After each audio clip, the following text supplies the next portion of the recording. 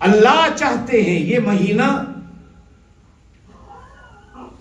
एक दफा गैर मुस्लिम ने कहा कि शायद तुम इसलिए रखते हो कि अल्लाह के यहां स्टॉक कम हो जाता होगा, वो चाहता होगा कि मैं स्टॉक और जमा कर लूं एक महीने में, ताकि बाकी 11 महीने चलता रहे।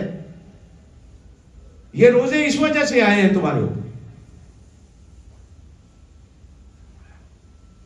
तो मैंने उसे जवाब दिया कि हमारा अल्लाह तो है जिसका स्टॉक कभी खत्म ही नहीं होता अल्लाह के बदले।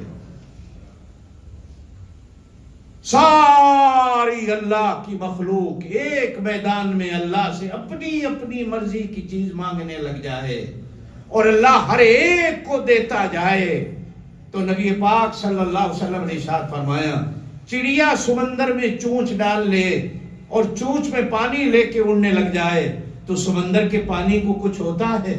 कुछ भी नहीं होगा। अल्लाह अपना खजाना इस तरह लौटाना शुरू कर दे हर बंदे पर, हर अपनी मखलूक पर, तो अल्लाह के खजाने में इतनी कमी भी नहीं आ सकती जिस तरह समंदर में चिड़िया की चोंच भरने से नहीं आ सकती। मेरा अल्लाह तो खजानों का मालिक व खालिक है। मैं और आप छोटे, अब तो सारे आप बड़े हैं, मैंने तो जिनको बच्चा देखा वो सारे बड़े बड़े बैठे हैं। जब अब अभी कभी बाजार से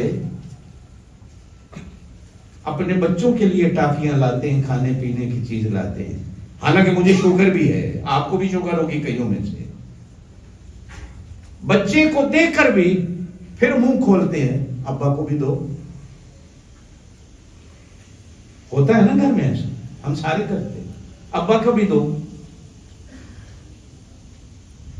कई बच्चे नहीं देते, वो झट से अपने मुंह में डाल लेंगे। कोई बच्चा टुकड़े करके देगा, कोई बच्चा मुंह से भी निकाल के देगा और कोई बच्चा ना कर देगा, नहीं देता। अब अगर कोई आदमी इस बंदे से पूछे कि तू लाया तो बच्चे के लिए, मांग क्यों रहा है, तो अब्बा क्या जवाब देगा? मैं अपने बच्चे का ज़र्फ और दिल देख रहा हूं कि मेरा बच्चा, इसका ज़र्फ कितना है, दिल कितना होगा, ये देता है कि नहीं, ये बड़ा होकर सखी बनेगा कि नहीं बनेगा, इसको देने की आदत पड़ेगी कि नहीं पड़ेगी। दुआ करो अल्लाह हमेशा हमें ऐसा बनाए देने वाला, अल्लाह किसी को ऐसा ना बनाए जो किसी के सामने दस्ते दराज कर रहा हो कि मेरे झोली में, मेरे हाथ में कुछ डाल दो। अल्लाह ऐसा कभी ना करे, आमीन कहे। कभी कभी एक हदीस के अंदर फरमाया गया, गरीबी बंदे को कुफर के दरवाजे तक भी पहुंचा देती है। दुआ करो अल्लाह दे, हलाल का दे, थोड़ा हो ज्यादा हो अल्लाह उसमें बरकत दे, हलाल में अल्लाह बरकत दे। मैंने एक दफा अपने अब्बा जी से पूछा, अब्बा जी ये बरकत क्या होती है?